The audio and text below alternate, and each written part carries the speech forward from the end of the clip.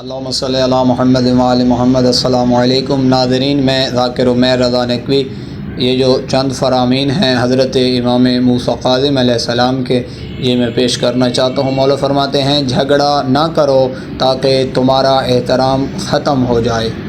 مولا فرماتے ہیں مذاق نہ کرو کہ کوئی تمہارے ساتھ مس بیہیویئر گستاخی کرے۔ صالح افراد کے ساتھ، نیک افراد کے ساتھ بیٹھنا اپنی فلاح کے لیے اور اپنی ترقی کے لیے بہترین طریقہ ہے۔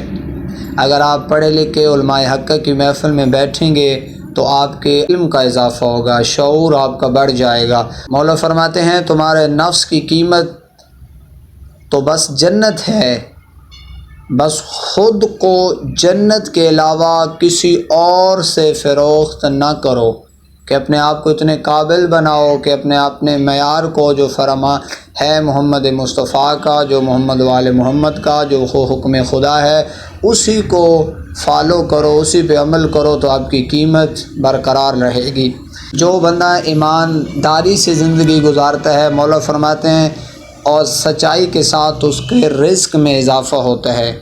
خیانت کرنے سے، جھوٹ بولنے سے آپ پہ تکلیفیں آپ کی بڑھیں گی، آپ کی پوری زندگی سکون کے ساتھ نہیں گزرے گی۔ اگر آپ چاہتے ہیں کہ ہماری زندگی سکون سے گزرے تو پھر آپ جو کام بھی کریں، جس کے ساتھ بھی لین دین کریں، اس میں آپ خیانت نہ کریں، آپ جھوٹ نہ بولیں۔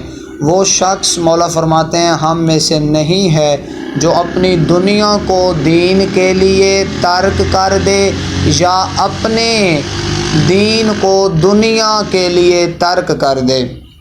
مولا فرماتے ہیں کہ وہ شخص ہم میں سے نہیں ہے۔ کون سا شخص ہم میں سے نہیں ہے؟ کہ جو اپنی دنیا کو دین کے لیے ترک کر دے اور اپنے دین کو دنیا کے لیے ترک کر دے۔ مولا فرماتے ہیں نعمت اس شخص کے پاس رہتی ہے جو میانہ روی اور قیانت کو اپناتا ہے، جو شکر جتنا بھی اس کے پاس ہو اسی پہ قناعت کرتا ہے۔ جو شخص اپنے رب کی طرف سے دی گئی نعمات کا شکر ادا کرتا ہے اور جو ناشکری کرتا ہے، شکر ادا کرنے والے کے لیے رزق بڑھ جاتا ہے، ناشکری کرنے والے کے لیے رزق کم ہو جاتا ہے۔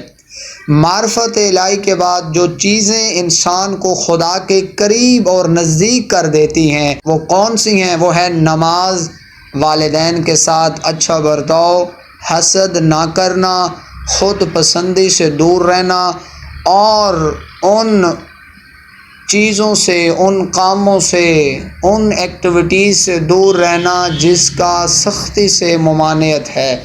میری دعا ہے کہ خداوند متعال ہم سب کو ان فرامین پہ عمل کرنے کی توفیق عطا فرمائے۔ والسلام۔